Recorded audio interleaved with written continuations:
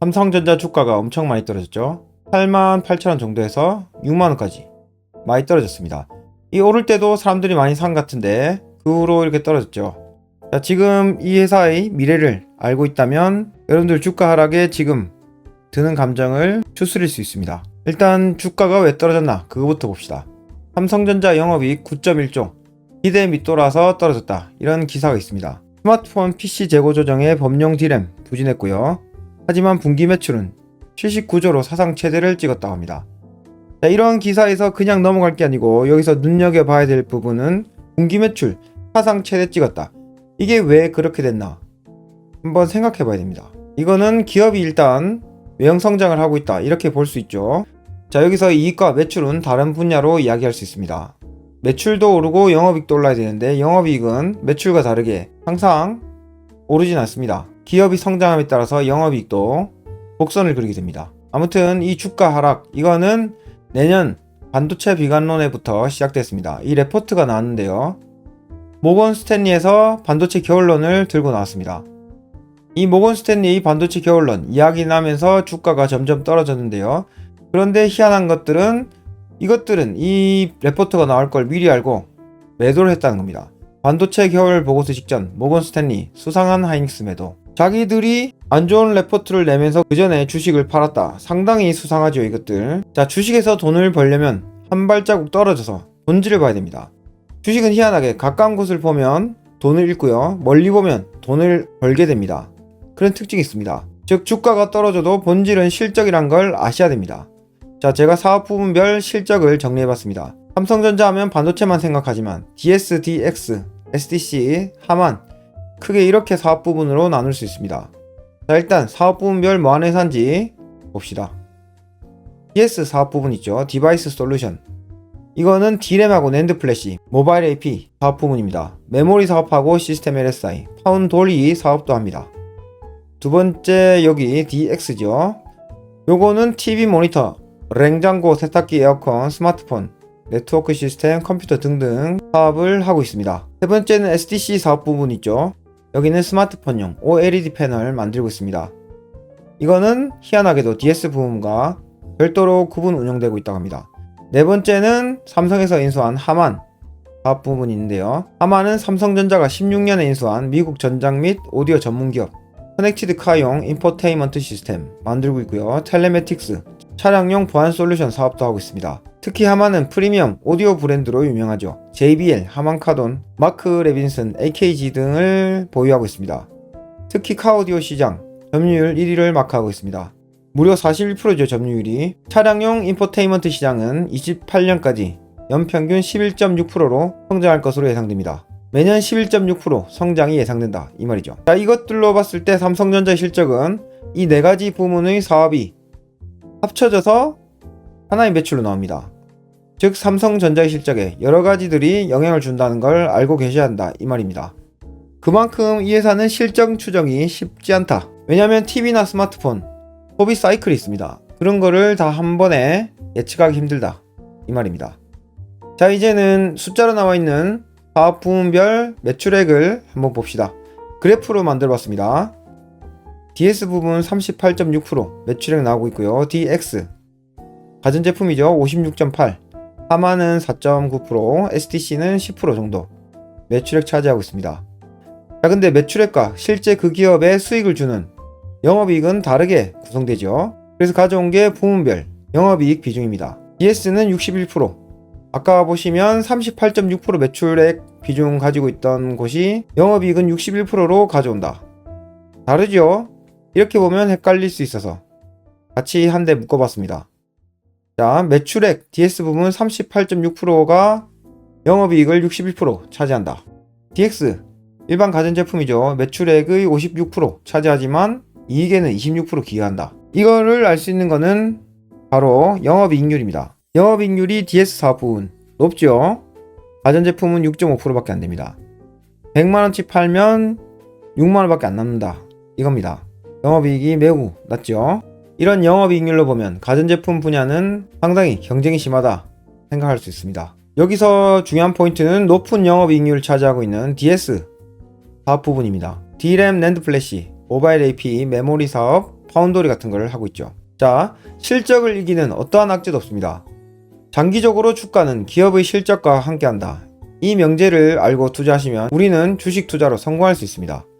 삼성전자 꾸준하게 주가가 올랐죠. 다만 21년부터 주가가 더 이상 안 오르고 있습니다. 박스권에 있죠. 자, 장기 실적 봅시다. 여기 보시면 21년부터 매출액이 좀 오르다가 이익이 확 주는 걸 볼 수 있습니다. 삼성전자의 주가도 비슷하게 가고 있죠. 자, 여기서 보시면 매출액만 오르면 되는 게 아니고 매출액과 이익이 같이 올라야지 주가가 상승함을 알 수 있습니다. 자, 그러면 23년 영업이익이 확 줄었죠. 이거 왜 호떡이 됐나 봐야 되겠습니다. 경기 침체로 인한 반도체 부문 실적이 안 좋았다. 그 상황으로 주가도 확 떨어졌죠. 자, 지금까지 봤을 때 기업의 실적과 주가는 같은 방향으로 감을 알 수 있습니다. 이거를 전제하시고 다음 내용을 봅시다. 이번 삼성전자 주가 하락의 이유는 뭡니까? 아까 보시다시피 기대에 밑돌아, 즉 증권사 기대에 못 미쳤기 때문에 주가가 이렇게 많이 떨어졌다. 근데 이거 희한합니다. 증권사 기대치 이거는 작게 불렀다가 오르면 대박이라고 말하고 또 많이 불렀다가 떨어지면 또 호떡이라고 말합니다. 즉 지맴대로 한다. 이게 핵심이 아니다 이거죠. 그럼 뭘 해야 되나? 우리는 실적을 냉정하게 봐야 됩니다. 기업의 성장은 작년 동기와 비교할 수 있죠. 자, 삼성전자의 실적을 작년 동기와 비교해서 봅시다. 매출액은 작년 3분기 대비 17% 성장했고요. 영업이익은 무려 274% 성장했습니다. 매출액은 그렇다 손 치더라도 영업이익은 왜곡된 거죠. 작년 영업이익 엄청 안 좋았습니다. 그것 때문에 274% 실제로 는 것보다는 작년이 비정상적으로 이익이 하락했기 때문에 이렇게 보이는 겁니다. 주식 투자할 때 가장 핵심적인 것은 기업의 1년 누계 핵심입니다. 3분기까지 삼성전자의 누적 실적은 매출액 86% 전년 대비 성장했고요. 이익도 전년 대비 성장할 예정입니다. 하지만 올해 실적은 21년, 22년 이 대단했던 영업이익에는 못 미칠 전망이에요. 그렇지만 그 이후로 기업의 실적이 성장한다면 이 회사 지금 주가 하락 이게 신경 쓸 부분이 아니죠. 자, 계속하자면 이번 3분기 삼성전자 실적이 기대에 못 미쳤던 이유는 이 네 가지로 볼 수 있습니다. 첫 번째, 3분기 인센티브 충당으로 실적 하락. 이거는 일회성 비용으로 볼 수 있죠. 즉 꾸준하게 이 비용이 발생하지 않는다. 두 번째는 파운드리 사업 부분 적자로 진행되고 있습니다. 계속. 세 번째, HBM 메모리 엔비디아 품질 테스트 통과가 지연되고 있다. 네 번째는 PC 스마트폰용 D램 가격이 하락하고 있고요. 거래처에서 재고 조정 중이라고 합니다. 특히 여기서 우리가 주목해야 될 부분은 파운드리 부분 적자, HBM 메모리 문제죠.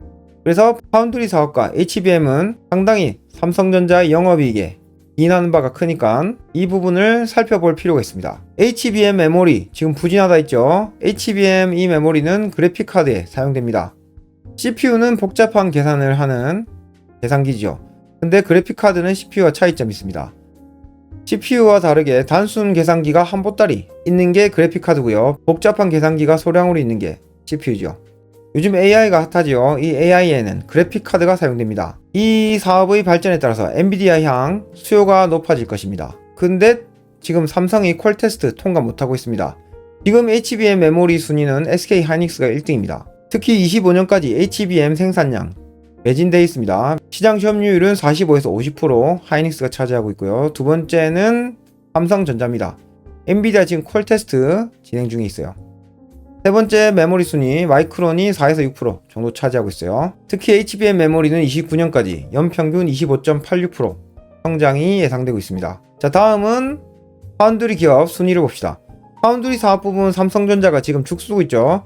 그전에는 TSMC 따라잡는다고 투자를 많이 한다 이렇게 했다가 지금까지도 TSMC 따라 못 잡고 있습니다. 오히려 격차가 벌어지고 있는 상황입니다. 파운드리 기업 순위를 보자면 첫 번째 TSMC 시장 점유율 61% 차지하고 있고요. 삼성전자는 2위입니다. 12.4%, 인텔은 6%, 대만의 UMC는 6% 차지하고 있습니다. 자, 여기서 우리가 생각해야 될 부분이 있습니다. HBM 메모리 분야 1위 SK죠. 2위가 삼성입니다. 파운드리 분야 1위는 TSMC, 2위는 삼성이죠. 이 기업들에 계속 삼성전자가 밀릴 것인가? 그걸 생각해 봐야 됩니다. 자, 여기서 핵심이 나옵니다. 엔비디아 입장에서 생각해 봐야 됩니다. 엔비디아 입장에서 납품업체 한 곳이 좋겠습니까? 아니면 여러 곳이 좋겠습니까? 한 곳이 계속 물품을 납품한다면 그쪽에 휘둘릴 수 있겠죠. 하지만 여러 곳에 납품받는다면 엔비디아 입장에서 경쟁을 시킬 수 있기 때문에 더 좋은 상황입니다. 즉 고객사 입장에서 생각해보면 삼성전자의 매출액은 어느 정도 확보해주는 게 엔비디아의 미래를 위해 유리하다는 겁니다. 다 죽이지 않는다 이거죠. 엔비디아는 TSMC에도 제조 의뢰를 하고 있습니다. 삼성전자에도 앞으로 안 할까요? 그러니까 엔비디아의 미래를 위해서도 파운드리나 HBM, 삼성전자를 살려둘 이유가 충분하다는 겁니다.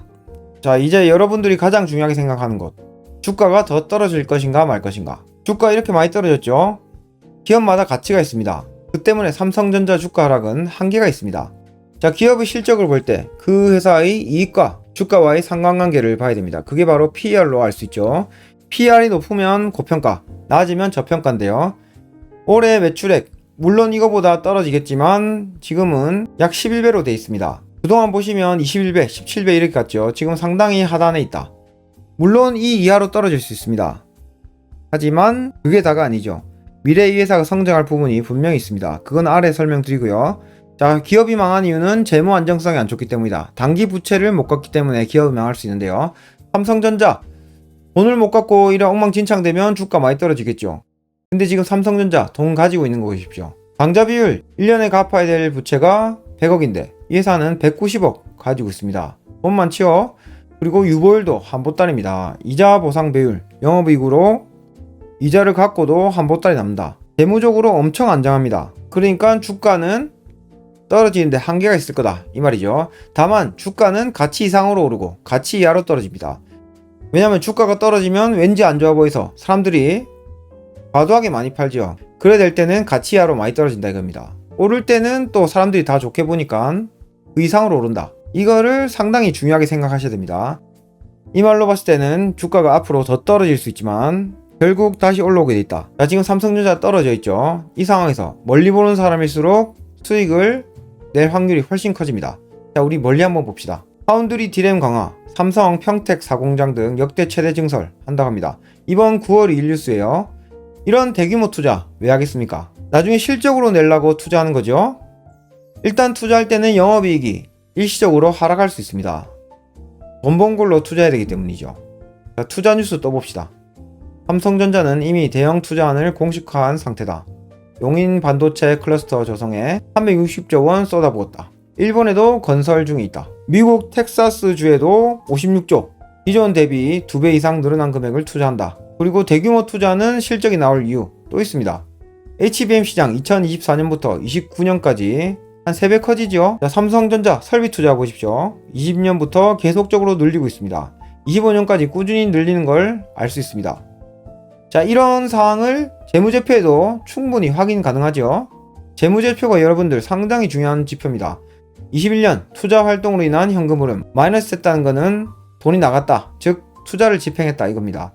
21년에 투자를 33조나 했습니다. 그 다음 해는 31조, 23년 17조, 올해는 벌써 48조나 투자했습니다. 할머니가 들으면 무시라 야야 이런 말이 나올 정도로 엄청난 투자를 하고 있습니다. 이 투자는 왜 하는지 생각해보면 답이 나옵니다. 투자는 단기적 비용 상승으로 주가 하락에 영향을 미칠 수 있지만 하지만 투자 회수기는 반드시 찾아온다. 그걸 생각하셔야 됩니다. 그래서 지금 삼성전자 팔아야 되나? 사실 이 질문은 주식 사기 전에 알아봐야 되는 질문 아닙니까?